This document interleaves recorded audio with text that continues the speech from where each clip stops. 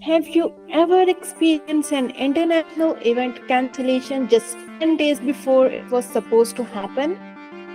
Cancelled due to COVID pandemic. So yes, sometimes there are things that non-expected.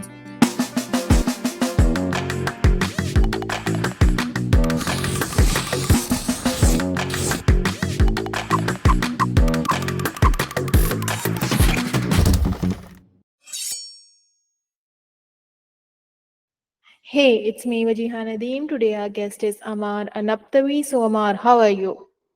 I'm fine, great, thank you. How are you? I'm doing great. Thanks for joining us today. Can you please tell us about yourself and how you got started in this field? Okay, actually, I was graduated in 1994 as a civil engineer, and I started my career as a graphic designer. At that time, I was so fan with graphic designing, especially 3D and animation. And in 1998, actually, I joined a big company here in Qatar, which is specialized in event management. And my role there at that time was to do all the graphic design and the collateral for them. Step by step and day after day, I started to love the career, to love the industry of event management, and I decided to make this industry and this career as my future career. So I shifted from graphic designing and civil engineering to be specialized in event management. I'm in the field since 1998. Okay, with all your amazing experience in the event world, I bet you have seen variety of events. Can you share one of the most epic events you have ever managed? Actually, since 1998, I have organized and managed and supervised a lot of events. I've worked in Qatar for a few years. Then I moved to United Arab Emirates for 6 years also. Then I came back to Qatar. I joined several companies. I even was a co-founder in some companies here in Qatar and in United Arab Emirates, especially Dubai and Abu Dhabi. Uh, my main role after I became the general manager of the company I used to work for in 2002, we were specialized in design on organizing mainly trade shows and conferences. I'm talking here about events related to the government sectors like oil and gas event, construction event, decoration and furniture event, other events like we had a big event which took place annually with called Made in Qatar, which is related to all industry and to all products are Qatari made. One of the main events, I'm so proud of it, it is Qatar International Oil and Gas Conference and Exhibition. We organized 4 editions of that event. That was 99, 2001, 2003, and 2005. This was one of the biggest events to be held in Doha, in Qatar, which is related to the oil and gas industry. It was like a confix. When we say confix, we are talking about a conference and a trade show as an exhibition alongside with the main event, which is the conference. Speakers, participants, delegates are coming from all over the world. And it was for sure under the patronage of the energy minister here in Qatar at that time. So I can say that one of the events I'm really proud of is the oil and gas exhibition and conference in Qatar. When things don't go as planned during the event, how do you and your team manage these types of unexpected twists? Okay, actually, organizing an event, it's a long journey because most of the events we work on, we start planning at least between 8 to 12 months pre to the event. And the main thing or the main stage on organizing any event is planning. When you have the right plan, you will guarantee to achieve the right objectives and goals. Now, planning will take place when starting with the event. Now, especially when starting with an event, we have to define what are our objectives out of this event. It's not just organizing an event and that's it. We have to define and to highlight what are the main objectives that we are targeting out of the events. Again, the main thing also, or one of the main things, who are our target audience for this event? If it's a trade show, if it's a conference, if it's a festival, whatever it is. We have to also define who are our target audience and who are the main stakeholders in such events. Now, I always say that we never plan to fail, but sometimes we fail to plan. That's a very important quote I use always with my team and with sorry, with my team and during organizing our events. Always there is a contingency plan for sure. Always there is flexibility on our timeline and our plan. So we consider that we may face any obstacles or any difficult circumstances, especially related to participants, related to logistics, related sometimes to venue. So we have to consider all this, and always we should have a plan B or a contingency plan whenever we are organizing an event. Have you ever experienced any fuzzy clients? Uh, yes, sometimes it happens. Actually, I'll give you an example. We were working on 2020 on a huge event here in Qatar, which is called DEMDEX. It's related to marine defense here in Qatar, and it's a biannual event. It takes place every 2 years. And suddenly, just 10 days before the event, after everything was planned, was organized, was on place, we received an official letter from the government that this event is cancelled due to COVID pandemic. So yes, sometimes there are things that unexpected. You have to make sure that you have your contingency plan. You make sure that you have your alternatives in case of such thing. Force majeure always happen, so we considered the COVID pandemic as a force majeure. So the event was cancelled only 10 days before the event. Now we are talking about an event where there are participants from all over the world. We were expecting more than 5,000 guests coming from all over the world. And you can So how imagine did that you manage that? yeah, and you can imagine that we were already we planned all the travel procedures, accommodation, transportation, registration, accreditation. Everything was planned for this event because it was only 10 days pre to the event. So at the end of the day, we had to share the loss between us and the government one way or another because it was a force majeure, and we can consider it. And because this is a regular event, it takes place every 2 years, so we had to work for the next edition and prepare for it. And that's exactly what happened. Actually, we were part on 2022 event, which took place 2 years and once the pandemic was over. Okay, let's assume if I have a budget of $500 for my birthday party. Can you tell me the budget breakdown? Uh, yes, of course, I can do that. Actually, as a company here, we don't work on small events, but I'll tell you what. Now, main thing for any event to organize or to plan, the main factor of the budget is the venue. So the venue is the main elements. First of all, you have to decide to define which venue will the event take place on, and is that venue the right venue for such an event, according to location, according to space, according to budget, everything. Now, taking an example like a birthday party, it's the venue, it's the catering, it's the decoration, and it's the process of the invitation. So we have to consider divide the budget to venue first of all, decoration of the venue if needed, like balloons, some cartoon characters, things like that. Catering, what catering will be provided during the party, and any other logistics like transportation, like invitation cards we have to distribute and things like that. And also, for every event, you have to consider a major factor.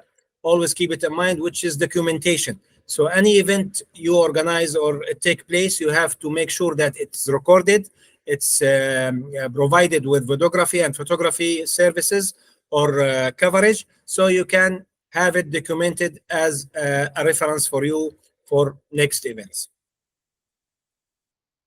What is the most funniest mistake that entrepreneurs make while finding business?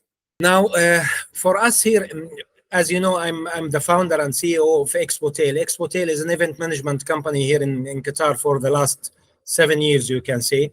We have two departments in Expotel. One department where we organize events from A to Z.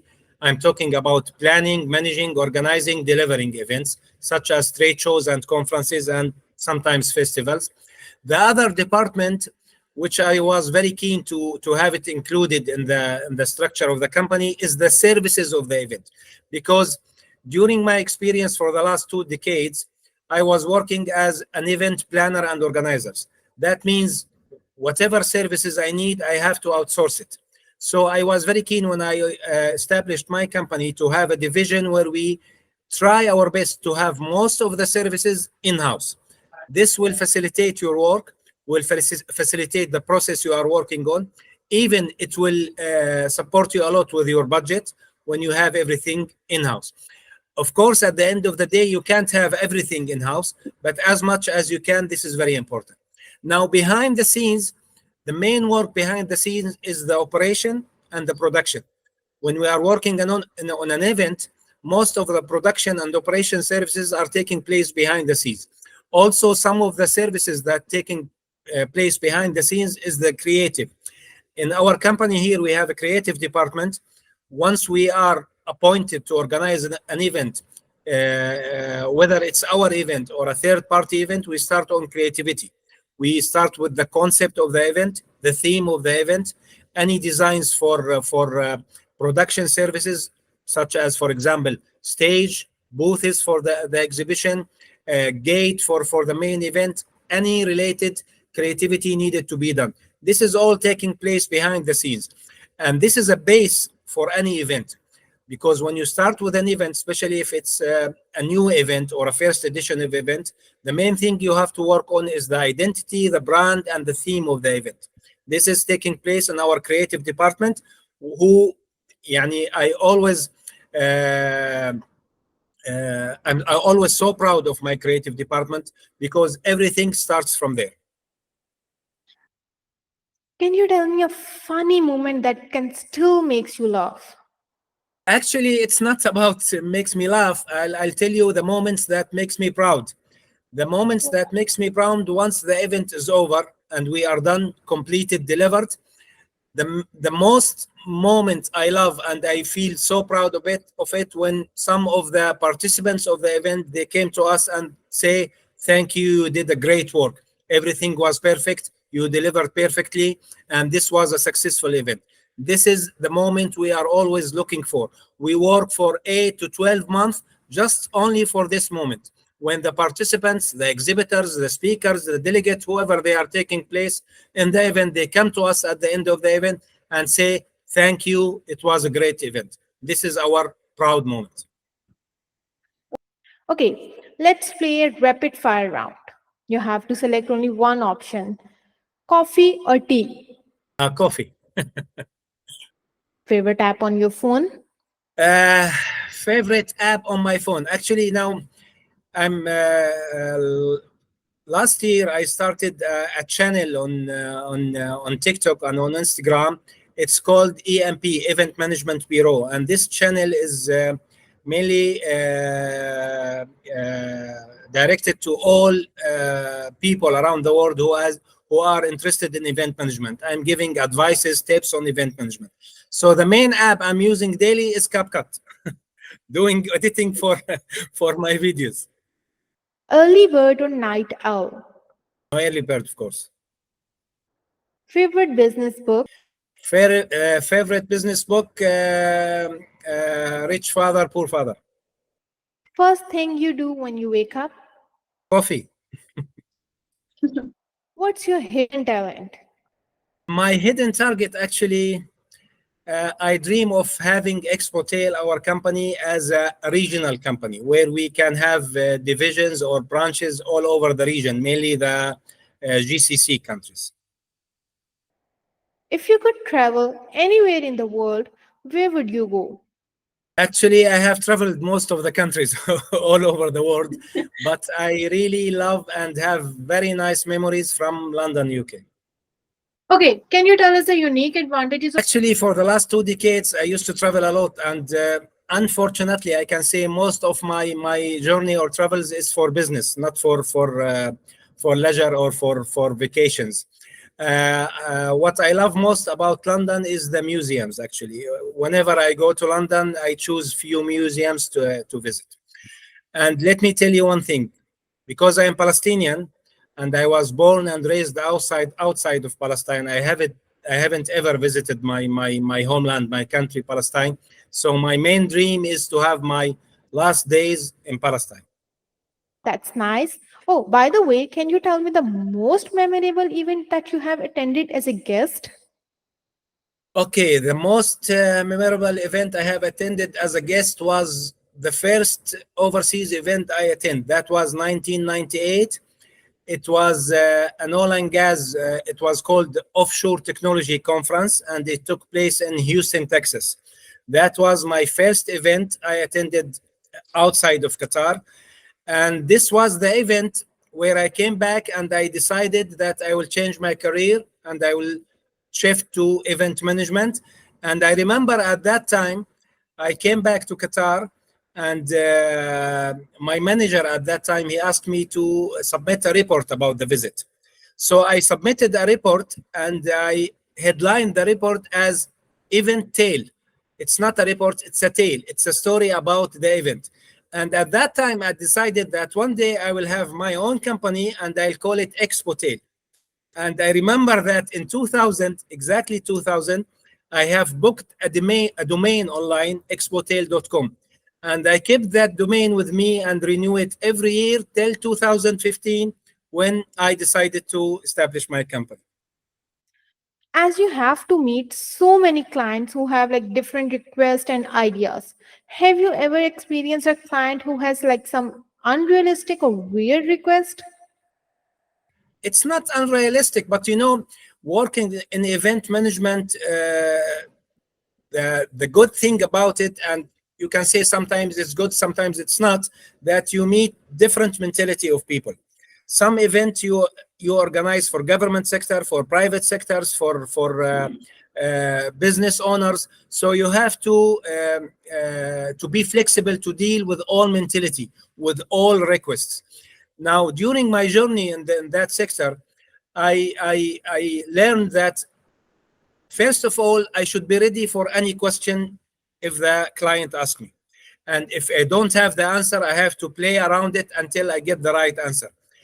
The second thing, which is very important, whenever I plan for a meeting with a customer or a client, I have to do my homework about that client, because when you meet with a client, you need to approach his mentality first, not his business. You need to understand how he thinks, what does he like, what doesn't he like, what excites him, what makes him happy. So you need to start studying and learning more, or getting more information about the personality itself, so you can break the ice, as they say, within a few minutes from your meeting. Of course, we had a lot of unrealistic requests from clients. Sometimes, for example, let me tell you a story about a client who were booking a space for an exhibition, and they want our company to design the booth for the exhibition, and the space was very small, and he was requesting a lot of areas within that small space, so which is, at the end of the day, it's not realistic. So we had hard time convincing him that it's not to put everything within that space.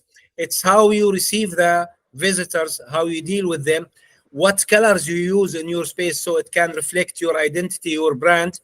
And at the end of the day, you have to appoint good personnel to be allocated within that space so they can deal with the visitors of the event.